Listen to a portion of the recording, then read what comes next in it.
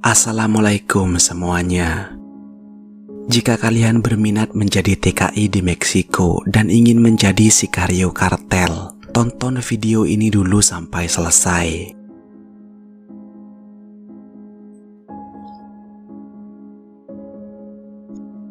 Kartel Meksiko dan Amerika Selatan adalah beberapa organisasi yang paling menakutkan di dunia yang membanggakan taktik perang gerilya dengan senjata api dan metode penyiksaan brutal yang tidak berani dipikirkan oleh siapapun. Saat para narko itu berusaha membuktikan kebrutalan, seringkali sangat drastis. Saking mengerikan dan kejamnya mereka membuat beberapa orang tidak percaya bahwa video tersebut adalah video nyata, seperti tentang pemenggalan kepala dan metode penyiksaan yang paling meresahkan lainnya, hingga bahkan kanibalisme.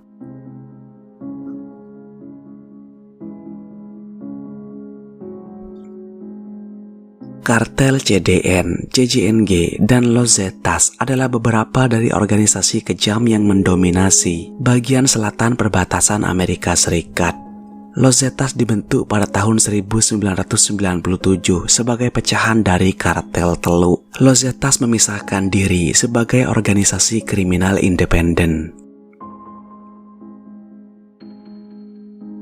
Pada tahun 2010, kelompok itu dikenal karena taktik kekerasan dan struktur organisasinya yang ketat. Selain Meksiko, kartel Zetas dapat ditemukan di Panama, Honduras, Guatemala, El Salvador, Peru, dan Venezuela.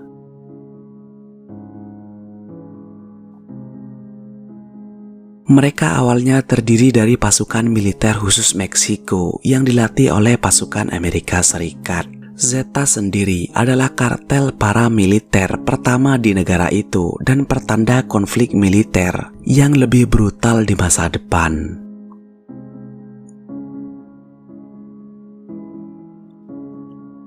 Kemunculan dan evolusi Zetas dapat dipahami sebagai gejala dan penyebab dimulainya perang narkoba di Meksiko pada dekade pertama abad ke-21.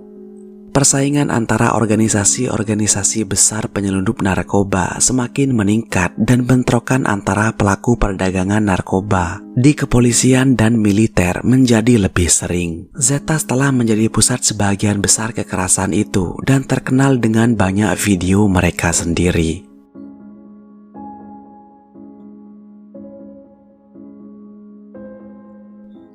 La Pique adalah seorang sicario wanita ternama dari Los Zetas yang tinggal di Hidalgo, tidak jauh dari Mexico City. Awal mula La Pique di dunia narkoba adalah sebagai budak seks untuk anggota kartel. Dia menjadi kecanduan alkohol dan obat-obatan. Dia kemudian hamil bersama seorang pria berusia 35 tahun dan untuk menghidupi dirinya sendiri, dia beralih ke prostitusi. Dia berkenalan dengan banyak sicario kartel, terutama dari Zetas yang merupakan kartel pertama yang mengizinkan perempuan masuk ke dalam jajarannya.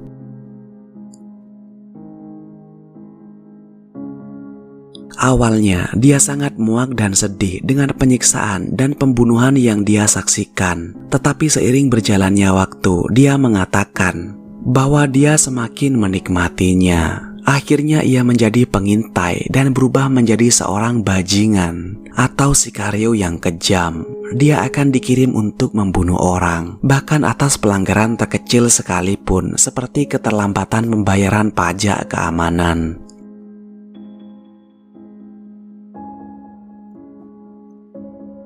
Dia pertama-tama akan meminum darah korbannya saat masih segar dan kemudian secara mengejutkan dia akan menggunakan mayat-mayat itu untuk kepuasan seksualnya yang membuat jijik sicario lain. Pada puncaknya, kartel Zetas menguasai lebih banyak wilayah daripada kartel Sinaloa yang dipimpin oleh El Chapo.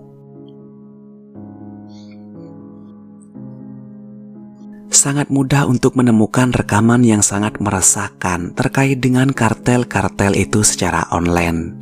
Seperti video gore yang dilakukan oleh LPK saat dia sedang memasak di kompor sambil bernyanyi dalam bahasa Spanyol. Rekamannya hanya berdurasi sekitar 30 detik dan menunjukkan Lapike merebus apa yang tampak seperti potongan tangan manusia dan juga usus dalam panci besar. Kamera lalu bergeser ke penggorengan dalam panci tertutup lainnya. Sesuatu di dalamnya adalah sebuah wajah manusia. Sangat mengerikan sehingga hampir tidak terlihat nyata. Namun sebagian besar orang yang telah melihat rekaman tersebut tampaknya setuju bahwa itu tidak palsu.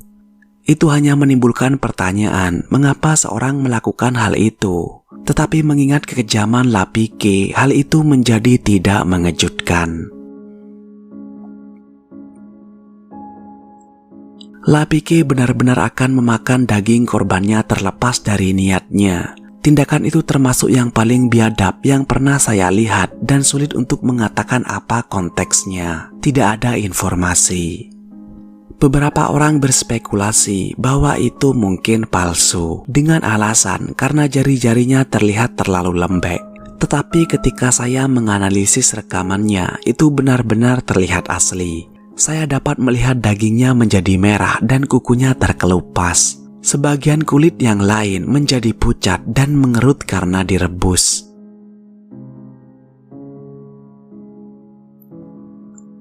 Namun jika berbicara kanibalisme, maka kartel CCNG lah juaranya. Kanibalisme merupakan hal yang sangat nyata di dunia kita. Kalian hanya tidak banyak melihatnya di media. Di mana ketika CCNG merekrut anggota Sicario baru, ia harus memakan manusia sebagai tes. Kartel CCNG akan memberikan janji kehidupan yang mewah dan banyak uang.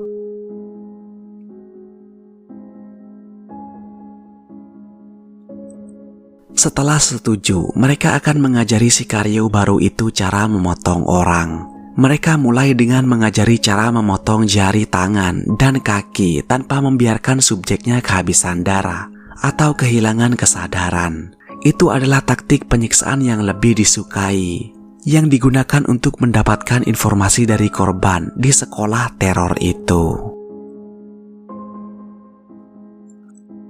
Mereka lalu belajar cara memotong-motong seluruh tubuh. Keahlian seperti itu akan terbukti penting di kemudian hari, ketika mereka diminta untuk memotong-motong mayat agar lebih mudah diangkut atau dihilangkan.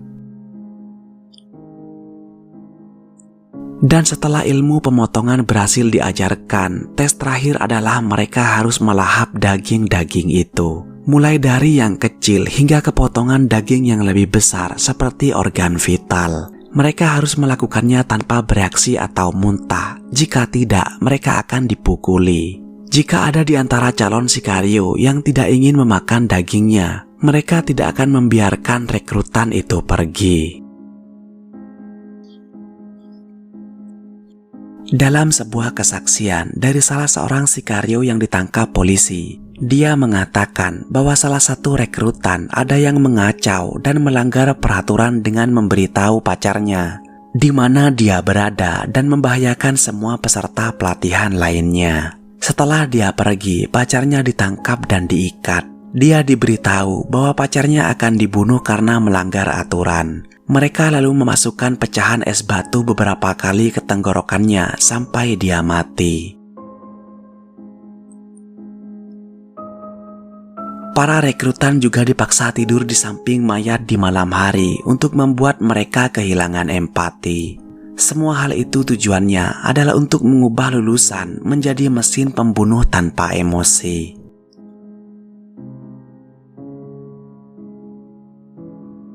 Ketika sekelompok anggota baru telah lulus dari pelatihan, mereka akan memburu, membunuh, menguliti, memasak, dan kemudian memakan korban yang ditugaskan kepada mereka. Dan setelah nama Sicario dinobatkan pada diri mereka, mereka tidak akan dapat kembali ke masyarakat normal Meksiko lagi.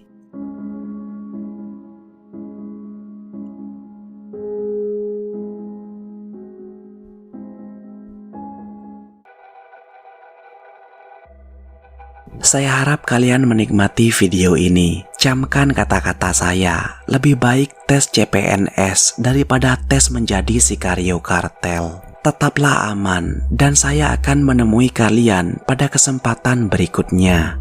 Terima kasih sudah menonton.